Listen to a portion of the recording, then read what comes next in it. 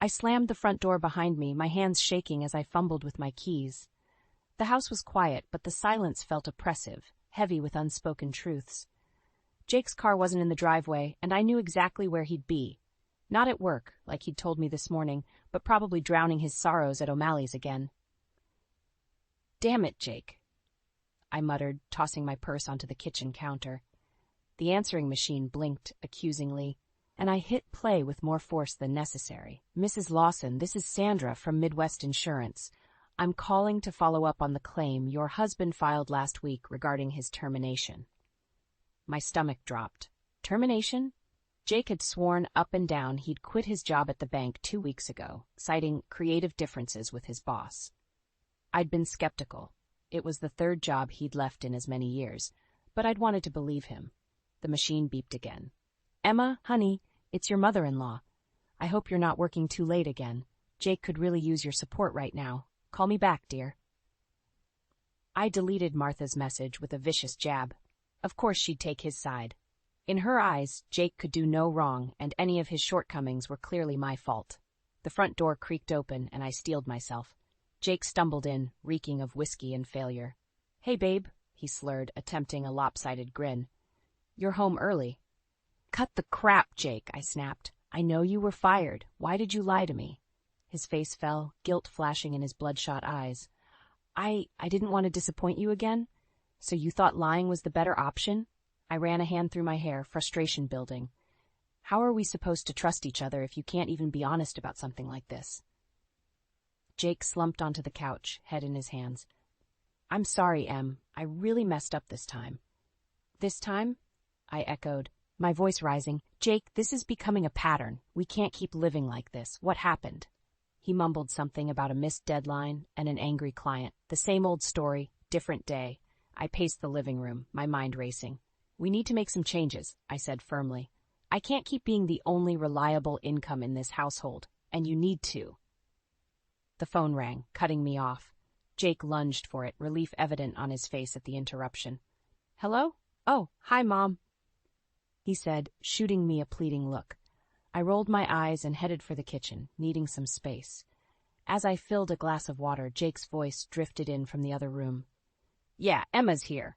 She, found out about the job. No, I haven't told her that part yet."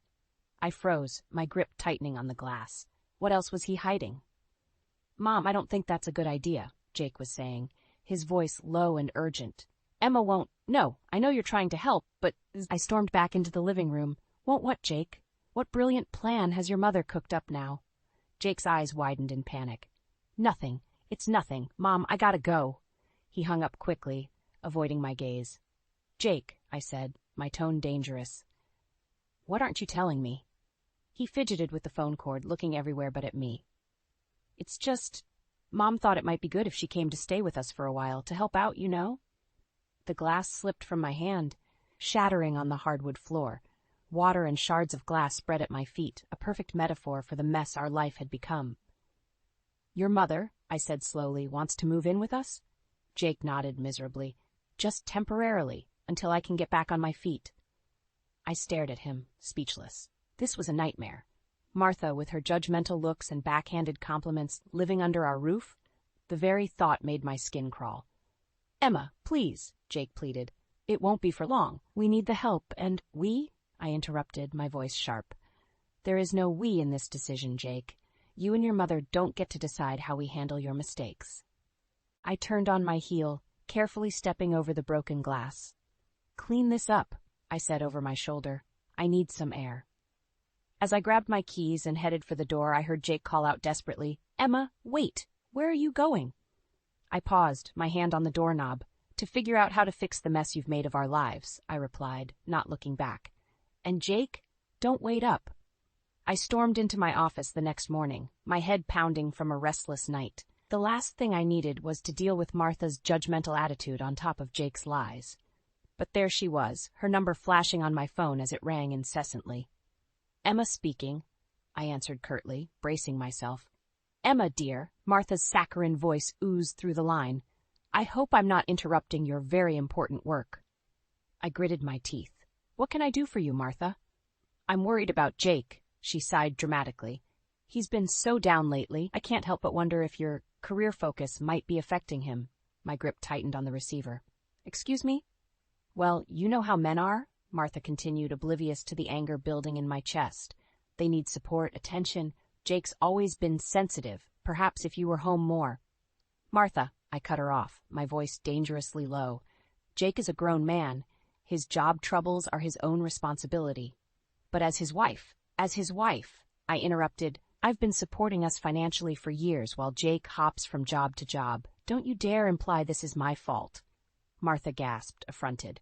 I'm only trying to help Emma. Someone needs to be there for Jake, and if you're too busy climbing the corporate ladder. Stop right there, I snapped. My career isn't the problem. Jake's inability to hold down a job is. And frankly, Martha, your coddling isn't doing him any favors. Well, I never, Martha huffed. If that's how you feel, maybe it's best if I come stay with you both for a while. Jake clearly needs a supportive presence at home. My blood ran cold. That won't be necessary, I said firmly. Jake and I can handle our own affairs. We'll see about that, Martha replied ominously before hanging up. I slammed the phone down, fuming. The nerve of that woman. As if I hadn't bent over backwards trying to help Jake. My phone buzzed with a text from him.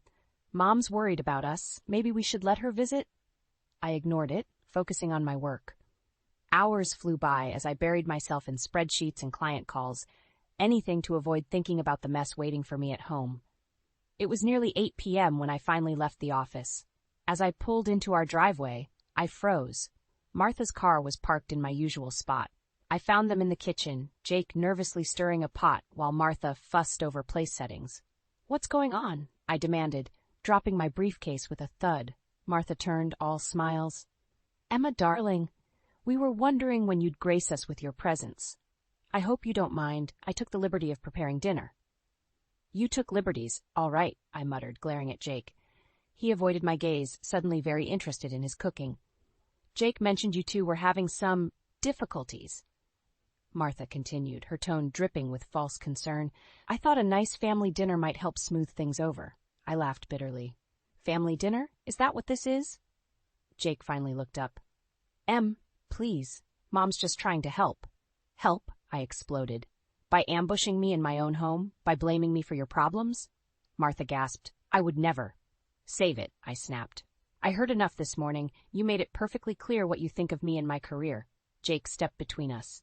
Emma, that's not fair. Mom's here because she cares. Oh, she cares all right, I retorted. She cares about controlling our lives, about making me the villain in her perfect little narrative. Now, Emma, Martha began, her voice sickly sweet.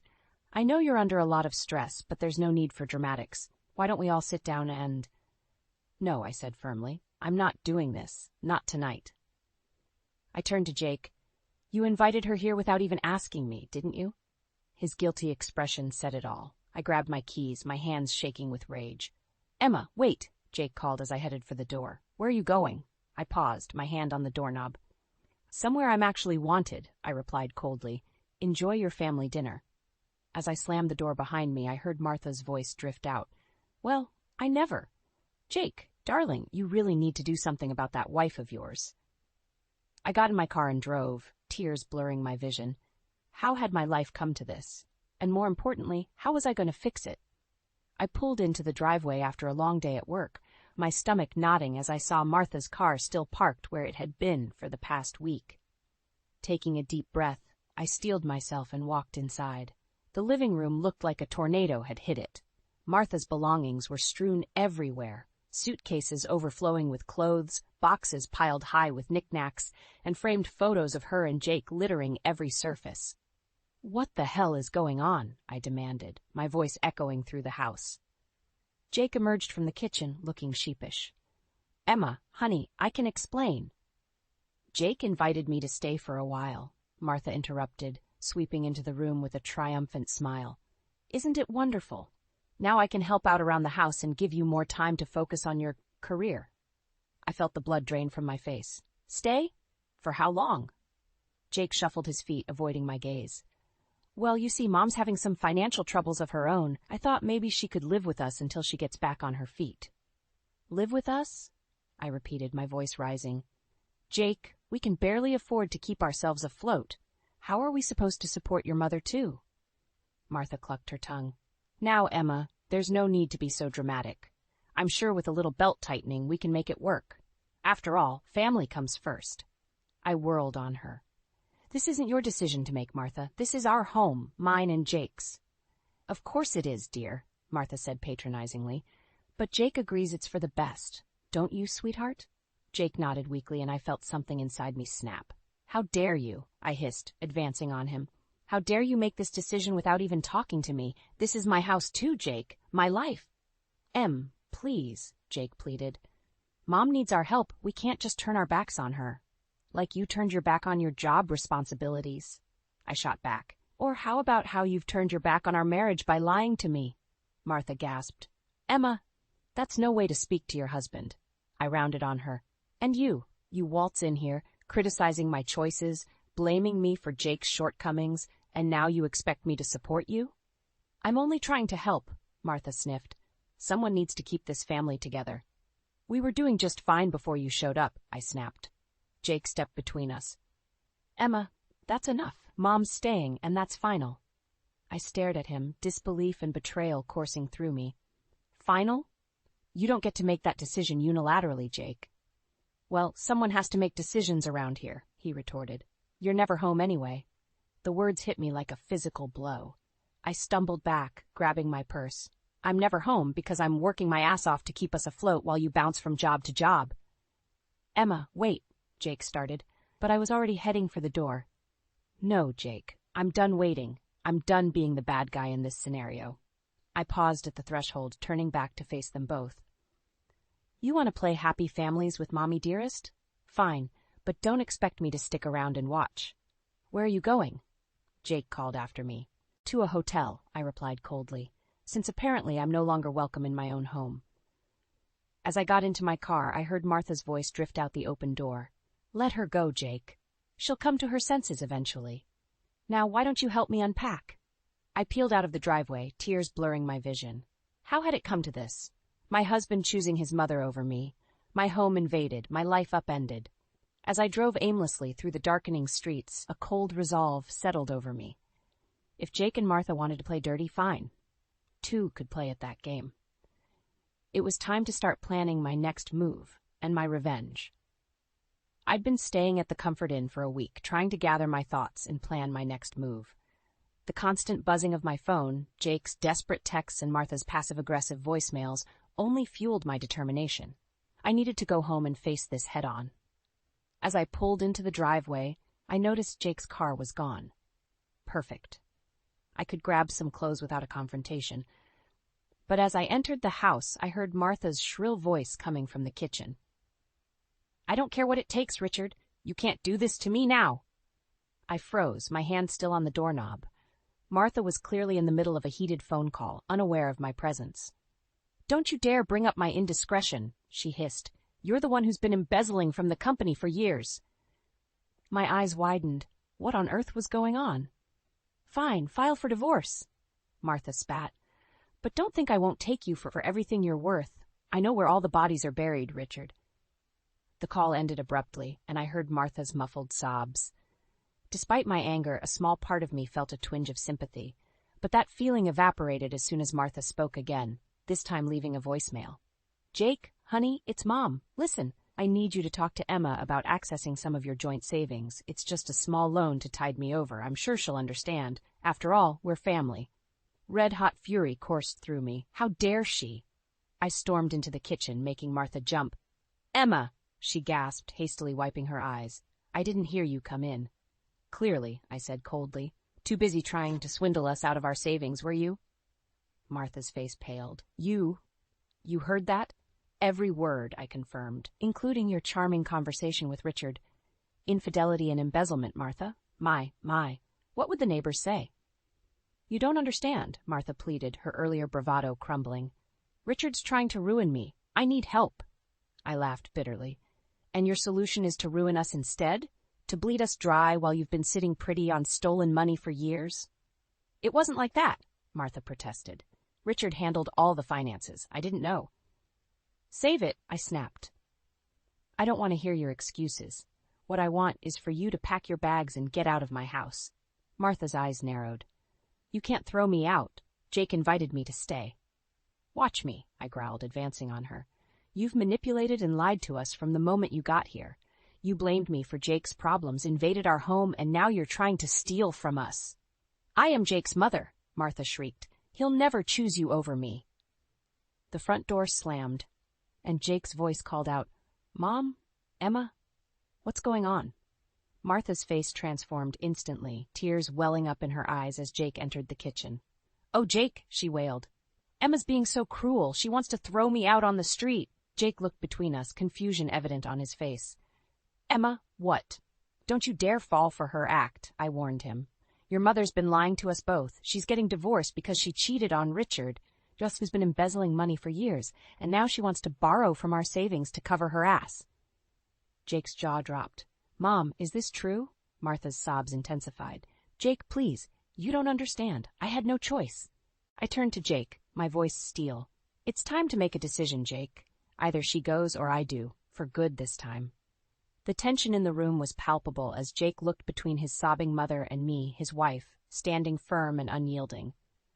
I could see the conflict in his eyes, years of maternal manipulation warring with the truth laid bare before him. Jake, I said softly, but with conviction. This is it. This is the moment that decides our future.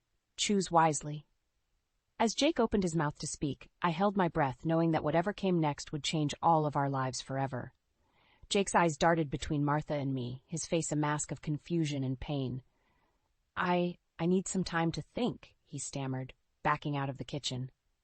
Jake, please! Martha wailed, reaching for him. But he was already gone, the front door slamming behind him. I stood there, trembling with rage and hurt. I hope you're happy, Martha, I spat. You've torn this family apart.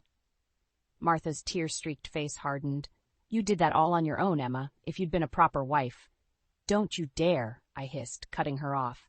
I'm going to pack some things. When I come back down, I expect you to be gone. I stormed upstairs, my mind reeling.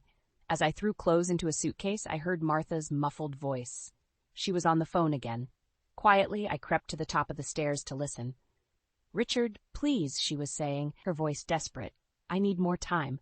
No, don't call the lawyers yet. I have a plan. My blood ran cold. What was she up to now? Jake and Emma have savings, Martha continued. If I can just get access. No, they don't suspect anything. Emma's too caught up in her career to notice. I gripped the banister, my knuckles turning white. She was planning to steal from us. Just give me a week, Martha pleaded. I'll have the money, and we can make this all go away. I'd heard enough. I marched downstairs, my face a thundercloud. Martha jumped as I entered the room, hastily ending her call. Emma, Save it, I snapped. I heard everything. You're not just trying to borrow money, you're planning to steal it. Martha's face crumpled. You don't understand. Richard will ruin me if I don't pay him off. I had no choice. There's always a choice, I said coldly. And you chose to lie, cheat, and steal. Well, guess what? It ends now. I pulled out my phone and dialed Jake's number. It went straight to voicemail. Jake, it's Emma. Your mother is planning to steal our savings to pay off Richard. Come home now. We need to talk. Martha lunged for me, trying to grab the phone. You can't do this, she shrieked. I dodged her, my voice rising. Watch me. It's over, Martha. Your lies, your manipulation, all of it. Just then, the front door opened. Jake walked in, his face ashen. I heard everything, he said quietly. The voicemail came through as I was sitting in the car. Martha collapsed onto the couch, sobbing. Jake, sweetheart, please, you don't understand. I understand perfectly, Jake interrupted, his voice hard. You've been lying to us, Mom. Using us. And now you were going to steal from us? I felt a surge of hope. Was Jake finally seeing the truth? But then he turned to me, his eyes cold. And you, Emma, you've been so wrapped up in your job, you didn't even notice what was happening in our own home. My jaw dropped. Are you serious right now? I've been supporting us while you can't hold down a job. I've been putting up with your mother's constant criticism and manipulation. Jake shook his head. Maybe if you'd been around more, none of this would have happened. I stared at him, disbelief and fury warring inside me. In that moment, I saw my future laid out before me. A life of constantly being blamed, of never being enough, of sacrificing everything for a man who would always choose his mother over me. You know what? I said, my voice deadly calm. You're right, Jake. I haven't been around enough, so let me fix that right now. I grabbed my suitcase and headed for the door. Jake called after me. Emma, wait! Where are you going? I paused at the threshold, looking back at the two people who had betrayed me so deeply. I'm leaving, I said firmly. For good this time. You two deserve each other. As I walked out, I heard Martha's triumphant whisper to Jake, It's for the best, darling. Now, about that savings account. I got into my car, my hands shaking as I gripped the steering wheel. This wasn't just about leaving anymore. It was about protecting myself and everything I'd worked for. It was time to call a lawyer and start divorce proceedings. Jake and Martha wanted to play dirty? Fine. I'd show them just how ruthless I could be. I sat in my lawyer's office, reviewing the divorce papers for what felt like the 100th time. 2 weeks had passed since I'd walked out on Jake and Martha, and I was determined to protect myself and my assets. Everything looks in order, Emma, my lawyer Sarah said. We've frozen the joint accounts, and Jake won't be able to touch your personal savings. Are you ready to file? I took a deep breath, my hand hovering over the papers. This was it, the point of no return. Just as I was about to sign, my phone buzzed. Martha's number flashed on the screen. Ignore it, Sarah advised, but something made me hesitate. I should at least hear what she has to say, I muttered, answering the call. Emma? Martha's voice was uncharacteristically small. Please don't hang up. I need to talk to you. I have nothing to say to you, Martha, I replied coldly. Please, she begged. I've made a terrible mistake. I need your help. Against my better judgment, I found myself listening as Martha poured out a story of deceit and desperation. Her voice cracked as she admitted to her affair, to the lies she'd told Jake about me, to her plan to use our money to cover up her husband's embezzlement.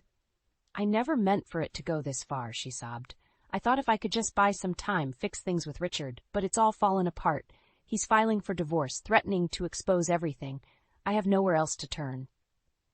I felt a mix of emotions, anger, pity, vindication. Why are you telling me this now, Martha?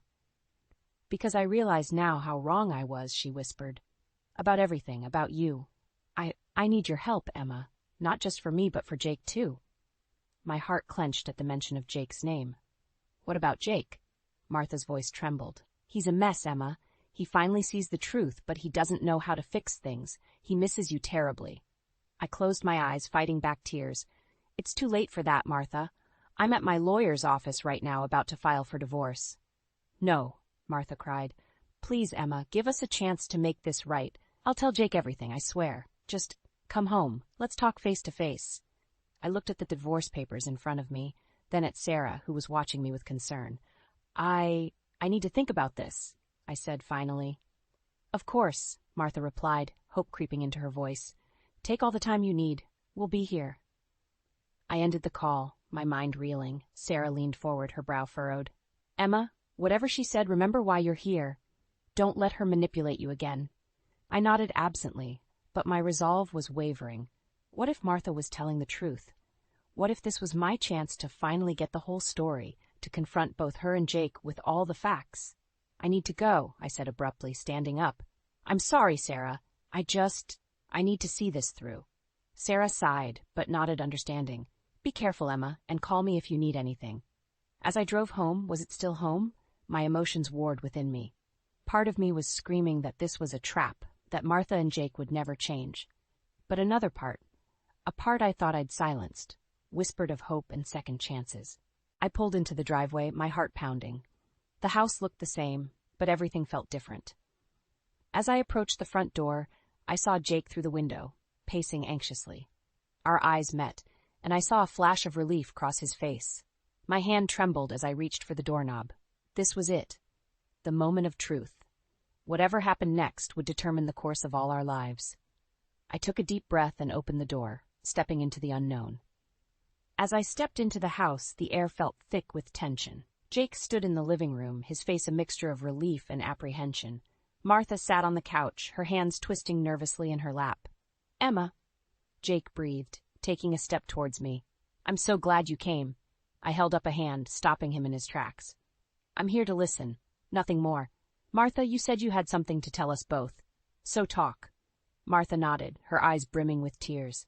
I've been lying to you both about everything. For the next 20 minutes, Martha spilled her secrets. Her affair with a family friend, Richard's embezzlement from his company, their impending divorce, and her desperate plan to use our money to cover it all up.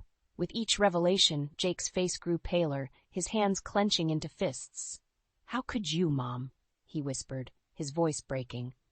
"How could you lie to us like this?" Martha sobbed, reaching for Jake, but he recoiled. "I'm so sorry, sweetheart. I never meant for it to go this far. I thought I could fix everything before you found out." I stood there, a storm of emotions raging inside me. Anger at Martha's deception, pity for her desperation, and a growing realization that Jake had been as much a victim of her manipulation as I had. "Jake," I said softly, turning to my husband, "did you know any of this?" He shook his head, looking shell-shocked. "No, God, Emma, I had no idea. I thought Mom just needed our help. I never imagined." "That's why I called you," Martha interjected, her voice pleading. "I realize now how wrong I was. About everything. I need your help, both of you. Please." I laughed bitterly. "Help? After everything you've done? You tried to steal from us, Martha. You nearly destroyed our marriage." "I know," she wailed, "and I'll spend the rest of my life making it up to you both. But right now, I need your help to fix this mess with Richard. If we don't act fast, he'll expose everything, and we'll all go down." Jake turned to me, his eyes desperate. "Emma, what should we do?" I felt the weight of the moment pressing down on me. This was it. The crossroads where I had to decide not just the fate of my marriage, but the future of our entire family. "No," I said firmly, surprising even myself with the steel in my voice. "We're not doing this, Martha. Not anymore." "But," Martha started, but I cut her off. "No more lies, no more schemes. You made this mess, and you're going to face the consequences. We all are." I turned to Jake, my heart pounding. "I love you, Jake, but I can't keep living like this. We can't keep enabling your mother's behavior." Jake nodded slowly, realization dawning in his eyes. "You're right. Mom, I'm sorry, but Emma's right. We can't help you cover this up." Martha's face crumpled. "But what am I supposed to do? Where will I go?" "That's not our problem anymore," I said, feeling a weight lift from my shoulders. "Jake, we need to talk. Alone." As we left Martha sobbing on the couch, Jake and I retreated to the kitchen. The air between us was charged with unspoken words and lingering hurt. "Emma," Jake began, his voice thick with emotion, "I've been such a fool. Can you ever forgive me?"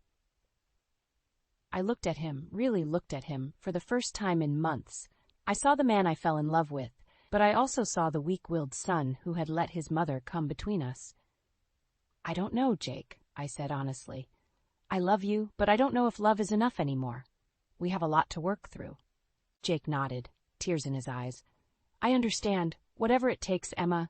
I want to make this right." As we stood there in our kitchen, the sound of Martha's sobs drifting in from the living room, I realized that this was just the beginning. We had a long, hard road ahead of us, facing the consequences of Martha's actions, rebuilding trust, and figuring out if our marriage could survive this ultimate test. But for the first time in months, I felt a glimmer of hope. Whatever happened next, I knew I had the strength to face it head-on. 1 year later, I stood in my new apartment, surrounded by boxes and the promise of a fresh start. The divorce had been finalized 3 months ago, and I was finally ready to close this chapter of my life. My phone buzzed with a text from my boss. "Congratulations on the promotion, Emma. Can't wait to see what you'll do as our new marketing director." I smiled, a sense of pride washing over me. This was what I had been working towards all along, recognition for my skills and dedication, not judgment for my ambition. As I unpacked, I came across a photo of Jake and me from happier times. A twinge of sadness hit me, but it was quickly replaced by a sense of peace. We had tried to work things out after Martha's confession, but the trust was too badly broken. In the end, we both realized that sometimes love isn't enough. The doorbell rang, startling me from my reverie. I opened it to find Martha standing there, looking older and more subdued than I remembered. "Emma," she said softly, "I hope I'm not intruding. I wanted to apologize, again, and to give you this." She handed me an envelope. Inside was a check for a substantial amount, far more than she'd ever tried to take from us. "It's everything I have," Martha explained, her voice trembling. "I sold the house, my jewelry. I want to make amends for what I did to you and Jake." I stared at the check, a whirlwind of emotions coursing through me. "Martha, Please," she interrupted. "I know it doesn't fix anything, but I hope it helps you start your new life. I see that now." As I looked at this woman who had caused me so much pain, I felt the last of my anger melting away. "Thank you, Martha, but I don't need this. I've already started my new life." I handed the check back to her. "Use it to start over yourself. Learn from this and be better." Martha's eyes filled with tears. "You're a remarkable woman, Emma. I'm sorry I didn't see it sooner." After she left, I sat on my new couch, processing what had just happened. My phone buzzed again, a text from Jake this time. "Heard about your promotion. Congratulations, Em. You always were the strong one." I smiled sadly, typing back a simple "thank you." As I hit send, I realized that this truly was the end of an era. Jake and Martha would always be a part of my past, but they no longer had the power to shape my future. I walked to the window, looking out at the city skyline. My new life stretched before me, full of possibilities. No more compromising my dreams, no more dimming my light to make others comfortable. I was free to be unapologetically myself. As the sun set, painting the sky in brilliant oranges and pinks, I felt a sense of excitement building within me. Tomorrow was a new day, the first day of the rest of my life, and I was ready to face it head-on, stronger and wiser than ever before. I thought about all the women out there facing similar struggles, torn between family obligations and personal ambitions, fighting to be heard and valued. I hoped that my story might inspire them to stand up for themselves, to demand the respect and love they deserved. In that moment, I made a promise to myself. I would use my new position not just to advance my career, but to mentor other women, to help them find their voices and chase their dreams. My journey had been difficult, but it had taught me invaluable lessons about resilience, self-worth, and the power of staying true to oneself. As night fell, I raised a glass to my reflection in the window. "Here's to new beginnings," I toasted, "to strength, to growth, and to never settling for less than you deserve." The future was bright, and for the first time in years, I felt truly, genuinely happy.